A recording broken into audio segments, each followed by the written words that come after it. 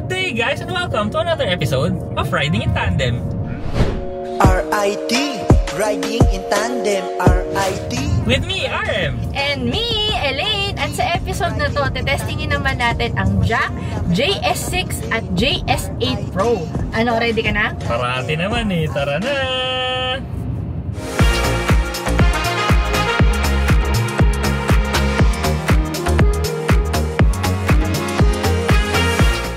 At sa episode na to, meron tayong special guest, dalawang napakagwapong artista. Yeah. Unahin na natin yung nasa kaliwa, si Martin ng Auto PH. Hello, subscribe kayo sa Auto PH sa Instagram, Facebook, and YouTube. At isa pa, no, ito nagmo-model to internationally, yes. No?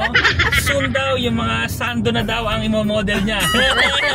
Makikisando na ito na isang gwapo. Ayun, si Alex ng Banawe Boy. Hi guys! So, feel free to check out Banawe Boy on Instagram, Facebook, TikTok, and YouTube. So, idol ko yan si Doc. Let's go! Alam nyo na, subscribe! Mamaya susubukan natin yung JS8 Pro. Ang sakay natin ngayon yung JS6. So, 5-seater to. At napaka luxurious ng interior, no? Oo, tsaka smooth lang yung mga lines niya. Wala siyang masyadong mga edges. Tapos, eto, meron din siyang leather at saka meron siyang design na parang techy na merong ambient lighting. No, pero una ko nga palang napansin dun sa mga jack na vehicles, no?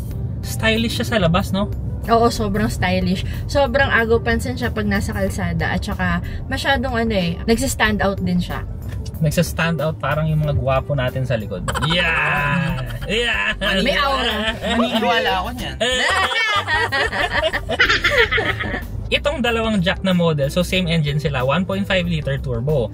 Ang pinagkaiba lang nila, yung transmission kasi ng JS6, 6-speed na DCT. Tapos ito namang JS8 Pro, 7-speed DCT naman siya. So, syempre ito, nandito tayo sa JS6. Hira na JS6. JS6.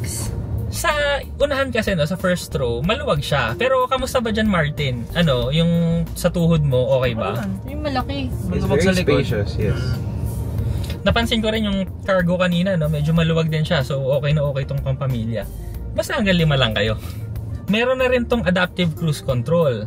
Tapos may Android Auto at Apple CarPlay. Ang andar, okay naman yung andar so far. So mag-expressway tayo. Tingnan natin kung humahataw ba. Ewan ko. Sa city okay naman siya, no? Yung steering feel malambot. Yung acceleration kanina sa city ayos naman. Yung braking okay lang naman. Pero so far, no, yung sa DCT, kasi kanina nung bagong andar, pag slow down namin, hindi siya masyadong nagja-jerk. So pasado yun, kasi pag DCT, alam nyo naman, di ba, pagka low speed, medyo may konting jerk. Ito okay naman. So medyo nauna na sila sa unahan. Kaya ang gagawin natin yun, habol tayo ng konti. Tingnan natin kung may hataw siya.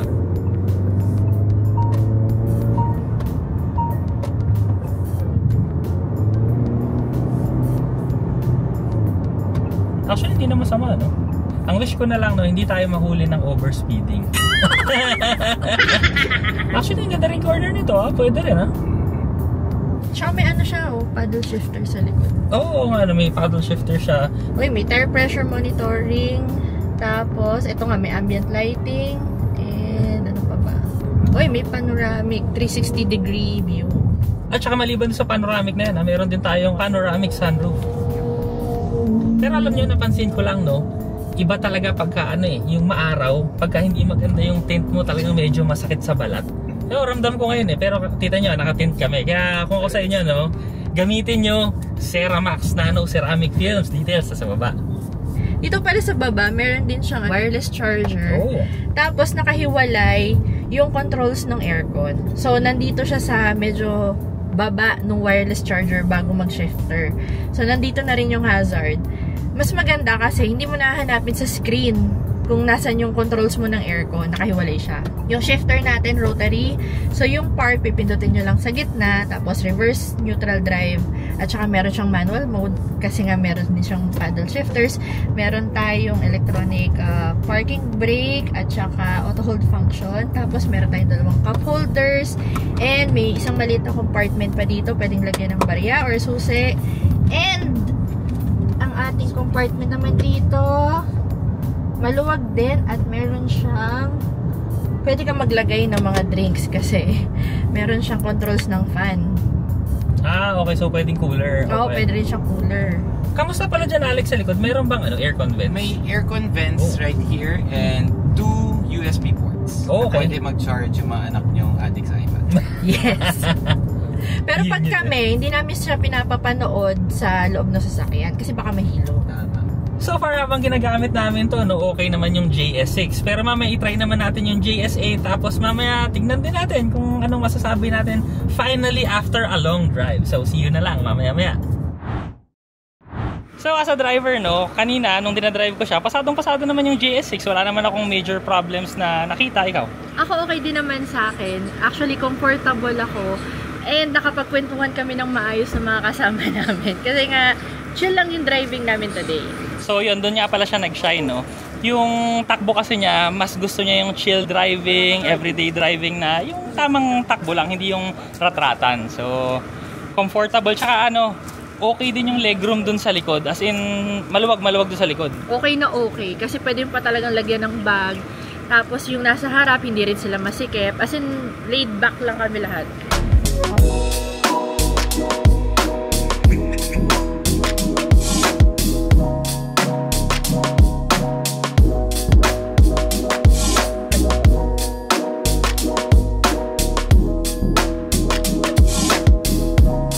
Ngayon, subukan naman natin yung JS8 Pro. Let's go! Kakakain lang natin sa 1798. Kamusta naman ang pagkain? Kumain ba kayo? Yes. Ano favorite mo? Lahat. Ikaw, Martin? Ako yung pasta nila. Tapos may pinamigay pang chicharon, shoutout. Chicharon, sarap. Naku, hindi nga ako kumain masyado kasi nga magpapakuha kami ng dugo bukas. Ikaw, ano nagustuhan mo? Yung tiramisu, tsaka yung pork belly.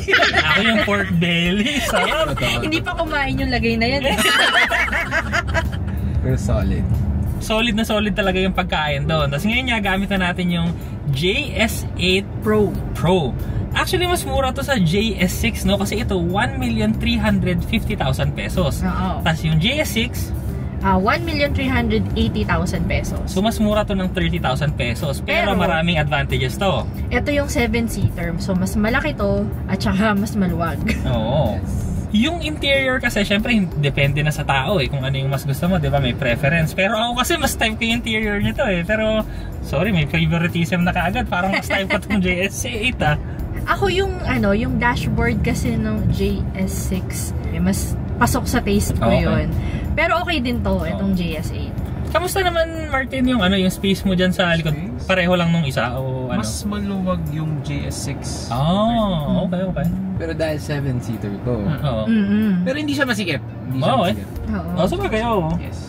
At saka yung kasi, yung cargo space sa likod, nung tinupi namin yung third row, laki talaga. Ang laki talaga. Totoo yun, malaki talaga. Dami kaming gamit na dali kasi syempre may uuwi pa kami. May chicharon kami. Kailangan yun. May cheese bread pa, tsaka yung Spanish bread. Pero so far nakakatuwa, kasi 1,350,000 pesos, parang presyong MPV, malapit siya sa presyong MPV. Pero naka-crossover SUV ka na 1.5 liter turbo. Na naka 7-speed DCT pa. Sulit So far naman, dinadrive ko siya dito sa city. Okay lang naman.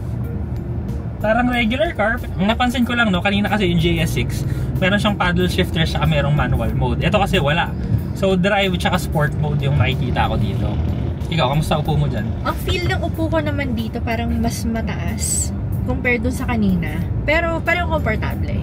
Ito nga pala, hindi namin nabanggit kanina. Yung mga ilaw kasi nila, yung headlights at taillights, may pa-effect siya. May pa-light show siya. So para siyang cascading. Kasi pag pinandar mo siya, para siyang unti-unting magdidikit-dikit. Diba? Tapos magiging isang buong line siyang ganon. So ang galing kasi parang parang may sariling light show pero kasama na yun pag binili mo yung sasakyan. Pero kayo, Martin, tsaka Alex, anong so far, sa yung makikita nyo palang interior, yung exterior, anong say nyo sa dalawa, sa 6 tsaka sa 8? Anong mas type nyo? For me, yung JS6 kasi, very funky kasi may mga ambient lighting, tapos sumasayaw yung ambient lighting niya. That's more for me kasi medyo bagets. Pero for family, this is perfect kasi it's very, very simple and very direct, the interior. Parang mas minimal yung design talaga nito. Tsaka dito sa likod may Type-C charging. Oh? Compared to the JS6 Max na... na is 80 watt. Ay, 60 watts. 60 watts. Uy, malakas yan ha, 60. Yes. So, yung mga adik ulit na anak mo sa iPad, ang bilis makapag-charge. Tama. Nag-charge na pala, hindi nyo pa alam. Tapos may aircon vents din yan. Yes, there Meron is. din. Okay, so dito sa ilalim siya kasi ibabaw meron, wala? Sa baba lang. Oh. And it's okay. It works. It works. Sa likod may aircon din. Meron din, okay. Actually, yung ano. Nice. So magkabilang vent sila? Yes. Oh, ayos. So, walang pagpapawisan. Even in the third row. So, Ito nga pala, dadagdag ko lang din kasi yung instrument cluster nito at saka yung infotainment system, magkadugtong siya pero magkahiwalay na screen. Tapos, ang isa pa nga palang nagustuhan ko dito kasi yung mga home button, merong sa side ng driver malapit, meron dito sa passenger side na malapit. Wow. So, pwedeng hindi mo na matatakpan ng arm mo pagka pipindutin mo siya, pwedeng dito na lang sa side. Goods. Tinry ko lang kanina. So yan mga katandem, no, na-try na natin yung JS6 saka JS8. Syempre, mabilisang drive lang to, hindi natin mare-review ng buong buo. Pero, abangan nyo na lang yung complete video namin coming soon. Maraming salamat po sa panonood. Sana nag-enjoy kayo sa video na to at huwag nyong kakalimutan mag-subscribe sa AutoPH at Banawe Boy. thank you guys! Next video na! RIT, riding in tandem. RIT, riding in tandem. RIT, riding in tandem. Siksik na impormasyon mula kay RM at Elaine. RIT, riding in tandem. RIT,